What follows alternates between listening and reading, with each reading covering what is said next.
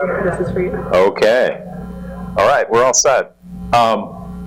Thank you so much for coming today. I've heard a lot of interesting discussion already.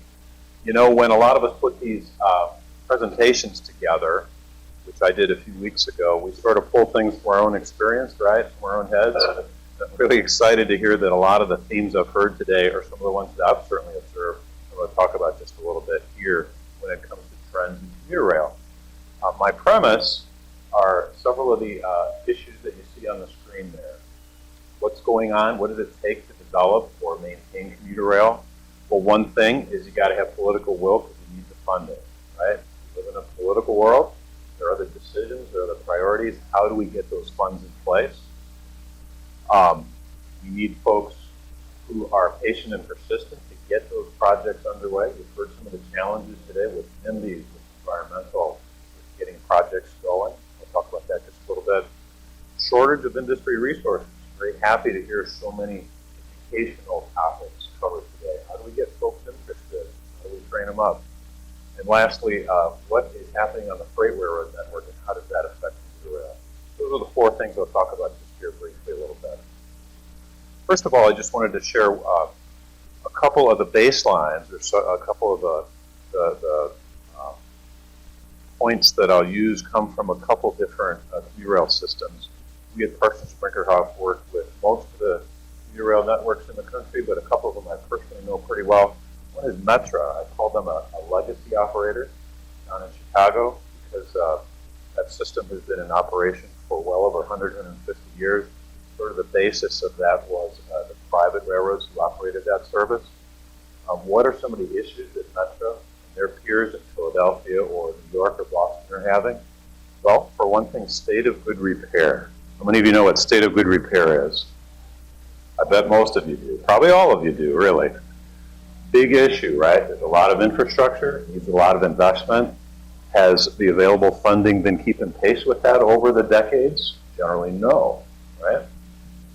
So that's a big issue at what I call the legacy services. There are limited projects out there for new capacity with most of these folks. This is, of course, that's a broad statement. There are always exceptions. But some of the things Metra is doing is adding a third track to one of the heavily used lines that heads west, the Metra UP West line that I happen to ride most mornings into work. Adding capacity, not just to run better service, not just to run express trains, but also for reliability, right? More capacity generally means more reliability. What else is going on at some of the legacy carriers? Well, positive train control is one. I'm sure you've all heard about PTC and what that means. It's going to bring some benefits, but I'm not here to debate whether it's the best use of the dollar or not. It's the law. The feds say get it in place in the next year unless there are other arrangements made to go further. So there's a lot of effort and funding going from Metra into PTC. Safety is always an issue. Always, always, always an issue. One of the initiatives at that particular commuter rail operator is what you see on the screen, where instead of just regular platforms butting up to roadways and sidewalks and crossing the track, we're sort of channelizing. We're sort of making it so that if you're walking down the platform, you've got to sort of walk out and back around and past the gate, past fencing, so that in theory, the odds of someone getting themselves in front of a train are lessened. So those are some of the kinds of things that those operators are doing. I'm going to talk a little bit about new operators. One I know pretty well is the Utah Transit Authority out in Salt Lake City. We were excited to be program managers out there for a long, long time. So what are they doing? Well, there's limited new services. The first train operated in Utah in 2008, but since opened another route. The folks in Fort Worth, Texas are now moving forward with a new service. Sunrail down in Orlando just started in recent months. What are they dealing with? Well, PTC, right? That's also taking a lot of funding and resource and staff time. Even some of them are talking about state of good repair. Even in Utah, even only been operating for 6 years or so, they're already thinking, you know what? Why should I have different canopies at every station? Or why should I have different treatments at every station? How do I get more efficient? How do I maintain what I have with my limited funds and make those funds go a little bit further? And the last point I wanted to make was issues related to inherited infrastructure. Sunrail is the picture there in the lower right. In Orlando, Florida, they bought trackage from CSX. They're having to upgrade signal systems, communication systems.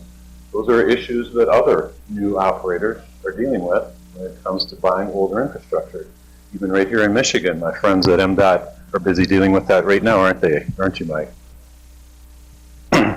So, what would I say are some of the things required to move commuter rail forward, especially in a new system?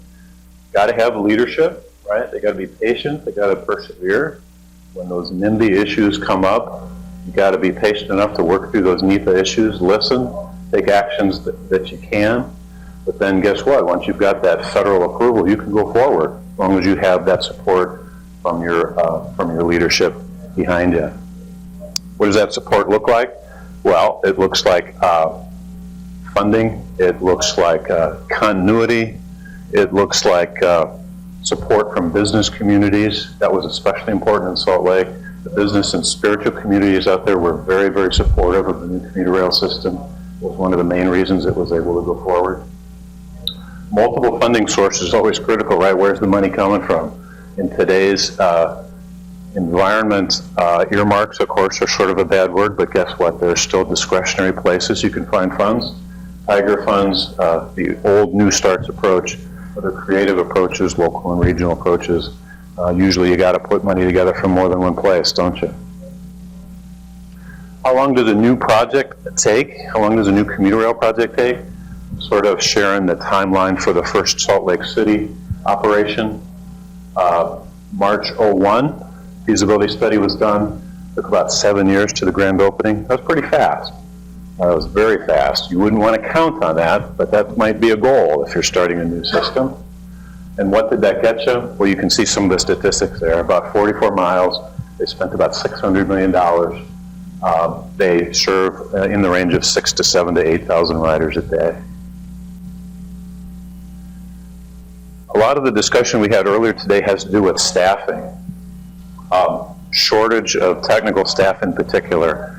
I have a signal design group that works for me at Parsons Smergerhoff in Chicago. I'll tell you, if any of you have signal design skills and can show me you've succeeded at it and can pass our little vetting process, I'll hire you tomorrow. I don't know if there are any of you in here. If there are, I want your resume. Very significant shortage. Shrinking institutional knowledge. We enjoy working as program managers as sort of extensions of staff. I do that for the Illinois DOT on high-speed rail right now. It's an opportunity for the consulting world, right, to bring some of this expertise, to bring some of these additional resources. But it's also a challenge because the folks at the agency also need to own those decisions. I can only recommend. The agency folks need to be able to think not just how do we get this built today, but how do we maintain it in 5 years, in 10 years, in 30 years. So when there are a lot of retirements, when there are a lot of folks gone from the agency, that can be a challenge. It's one thing we have to do is help them make sure they have that ability. So some of the challenges are internal coordination, developing those relationships with the railroad, relationships with the communities.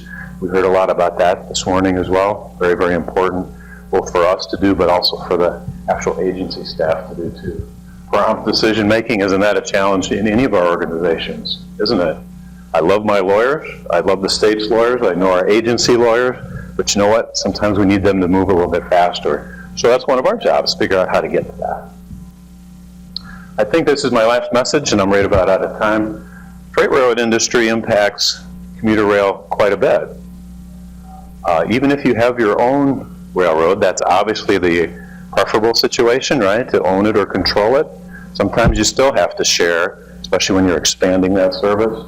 Growth in traffic. You can see a photo there of some of that oil traffic that's moving, that's not just growing, but it's changing. As we heard earlier, there are routes that didn't have a lot of traffic. Now that traffic is changing. Also need to think about the future. What will the next trend in freight traffic be? How might that affect your commuter rail service? Limited freight railroad resources. Not only do we need railroads as our partner in most commuter rail applications, and you might say, well, you know, I'm going to pay them to to review my drawings. I'm going to pay them for improvements on the railroad. But you know what? They have other things they need to do too. One of the issues we've dealt with is not just getting the freight railroad to agree to do it and finding the funds to pay for it. Their staff is stretched too. They have folks retiring. They have folks who have other priorities too. So that partnership with the freight railroad that might be your operator is so important. Last thought, there's no free lunch on capacity, right? Either you got to buy your railroad, or you need to be prepared to go through, reasonable evaluations of what would it take, what really would it take, not just to run your commuter trains, but to run them reliably and to run them in the long term. You're sort of getting married, aren't you? You need that relationship. But that's where you want to get to, right? You remember the old photo, right? Thank you.